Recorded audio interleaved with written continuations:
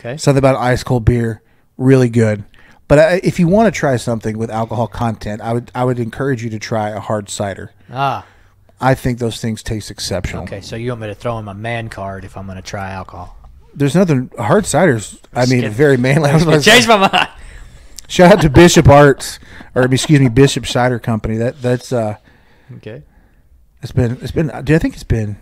All right. A long time. Okay, so here's those are the first two. Okay. Those are the first two. They were a little surface. Yeah. Okay? But I had this discussion the other day. There's only one absolute in sports. Okay. And that absolute is the winner of a competition. A winner and a loser. Changed my mind. There's only one absolute in sports.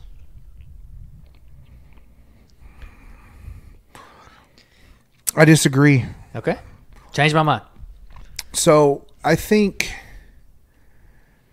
let me take a step backwards. Are you referring to sports in general, team sports specifically, or individual sports? All sports. So I think the only absolute in sports is sportsmanship. Say that again? I think the only absolute in sports is sportsmanship. Because you can... See, I think sportsmanship has a perspective to it. But I guess my thing is winning and losing, there's more to it. There are moral victories. There are personal victories, even in loss. No. Okay, but those are perspective-based as well. Like if... listen, the absolute is the person who is leading at when the final whistle blows, they win. Like that is the absolute in sports. All sports have ties, just about. So that isn't an absolute then, because there's three different outcomes. There's winner, loser, and there's tying. Okay. There's a winner. The outcome of the game is the only absolute in sports. The outcome of the game. If a winner, a loser, or a draw. Or no winner of a game. Right? So there's only one absolute with the winning and the losing. What's another way to say you lost the game? You did not win. Would you agree with that? You either won the game or you did not win. That's up there with Ricky Bobby's if you're not first, you're last. No. You either win the game or you don't win the game. And not winning includes tying because you didn't win. Would you disagree with that? Like if me and you played a game of basketball and we both scored 10 and we fainted, did I beat you?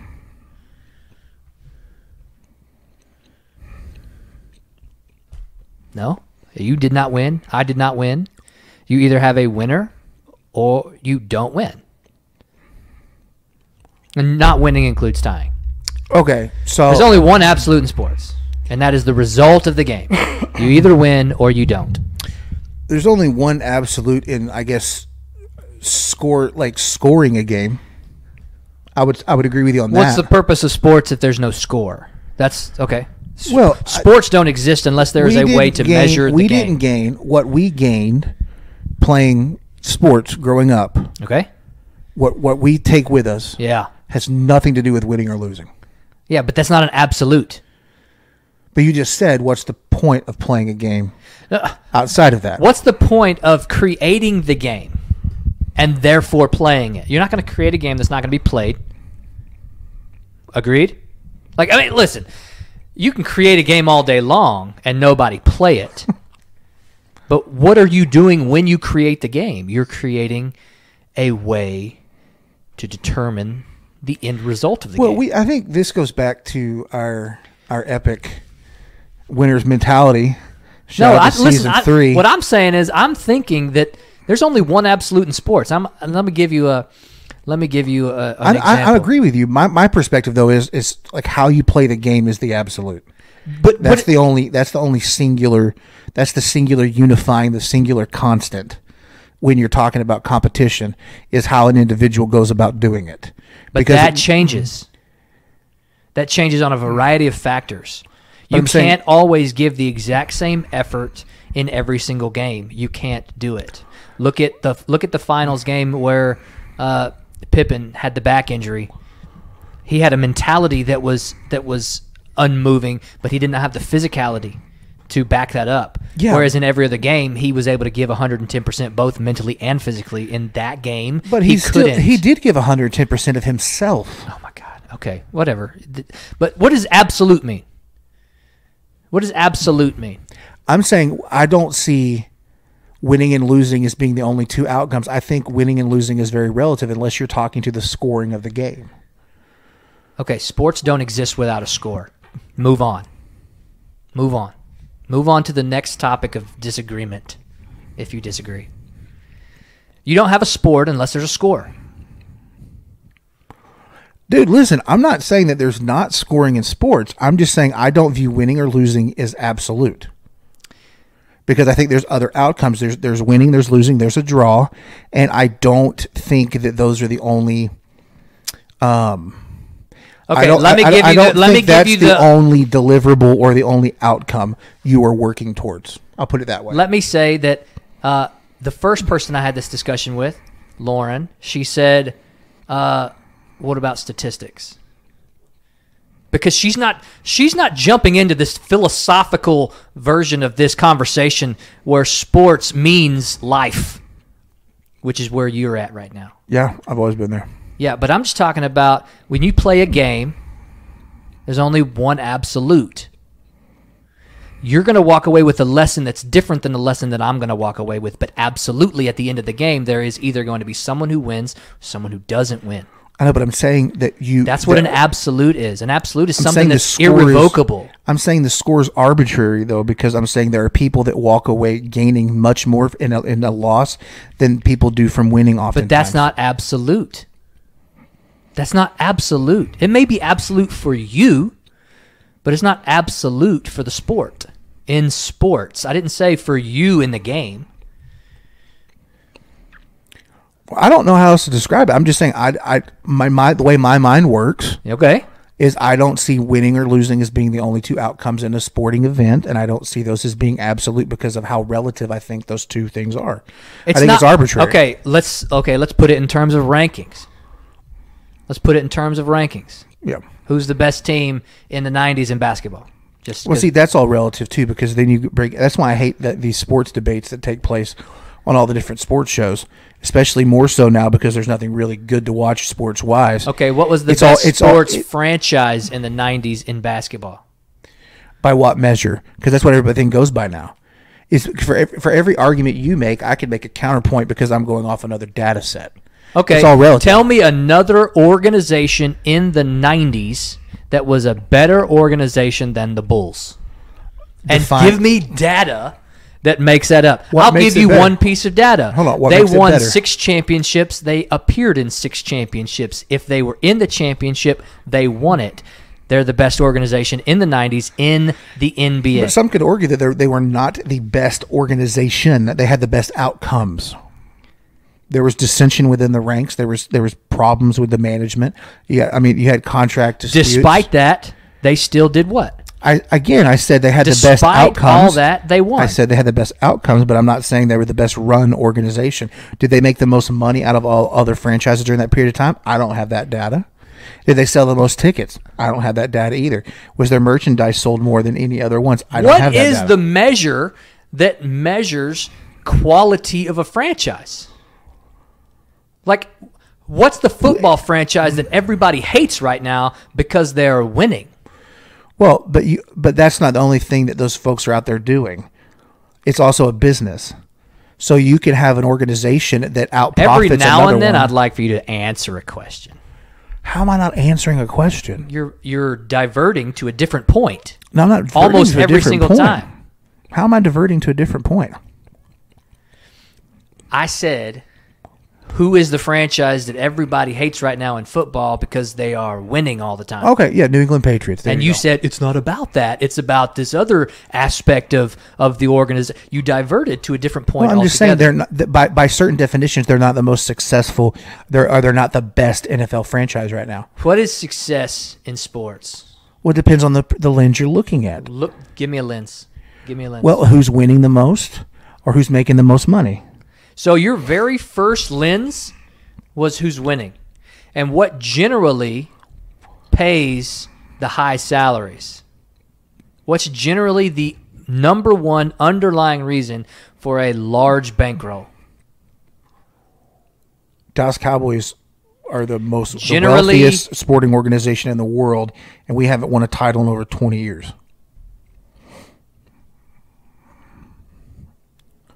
I'm not going to discount that. Right, so I'm saying that has nothing to depends do on the lens with, you're looking at. So the Dallas Cowboys are the most successful franchise financially in NFL football. They're not they haven't won the most championships though. Okay. And so then you have some people that'll argue that even though New England won all those championships, a lot of people claim that those championships should be negated to some extent because of the cheating that took place by the organization throughout the period of time. Same thing with the Astros, right? The Astros were by that definition, they won the World Series. They are the best. But and they lost it. So the Nationals were the best team in baseball last year. So they lost, but now they're the best team because the other team was disqualified. The Nationals were the best team in baseball last year because they won. They beat the Astros. No, I'm talking about the year the Astros won. Oh, okay. So they were the best because they won. Okay. Right, but then it came to find out they won by cheating. Okay. Right, so now other people are going to make the argument, well, they weren't the best in baseball because they cheated. So this other team was most likely the best. Okay, so that argument. So you know what I'm saying? That argument requires this year, or maybe a full season, where that stops, and then it's generally the same player base. And do they perform similarly? But I'm saying everything. It requires a comparison. There's no comparison yet. Everything is open to an asterisk. Everything is open to an asterisk. Yeah. Yeah. I mean, you look at baseball especially. Okay. Baseball rewrites its history every couple of years. Okay. Because there's some statistic that's always going to be That's why I say statistics aren't an absolute. Okay, we agree on that point. I'm just talking about a single game in sports. There's one absolute. When you're playing a sport, there's one absolute. Let's look at college football. Okay. You have some college football organizations who win a national championship. A national championship, by the definition of your absolutes, winning and losing. Yeah. Okay. Sure. There are teams that don't even get a chance to play for the national championship with perfect records for 4 or 5 years in a row. Yeah. Versus teams who have lost 4 or 5 games in a season. Okay. So there are scenarios where the national champions in college football does not equate to the best team in college football. And that's not the absolute. The absolute is not who's the best. The absolute is during the national championship game, somebody won and somebody didn't. Okay. Do you understand what I'm saying? There's only one absolute in sports. Everything else is up for interpretation or an asterisk or a qualification or a different lens or anything else. But sports were created. Like a game, whether it's a board game, whether it's a game on the field, the game is created with an objective to win. And there's only one way, or there's probably multiple ways to win, but there's only one result. You either win or you don't. And that includes a tie. You tie with somebody, nobody wins. So you don't win. I guess where I was coming from that is a lot of sports organizations and development with kids, with youth, and even in adults. Yeah, okay. Their design is not solely based on winning or losing. Okay, and that's fine. I don't know why you went there when I said there's only one absolute in sports, and you either win the game or you don't win the game. Well, dude, anyone who's listened to us for at least a singular episode knows that sometimes we're potatoes and potatoes, tomatoes and tomatoes. This is you did not hear me. This is you didn't hear the argument because you went into some kind of philosophical debate where I was like, you play a game, and the only absolute in that game is did you win it or did you not? Like all the statistics that happen. I mean, statistics are what they are. You know my feeling on statistics. I do. And I heard somebody, I was watching a bunch of Facebook videos that said the professor in the class said, led the class off with statistics don't lie, liars use statistics. That's fair. Yeah, and I was like, that's completely correct. And so really have to look with a microscope to see through the BS with the statistics because you can make a statistic say whatever you want, and that's because you're trying to push an agenda, generally speaking. That's fine. I'll concede your point then on the absolute.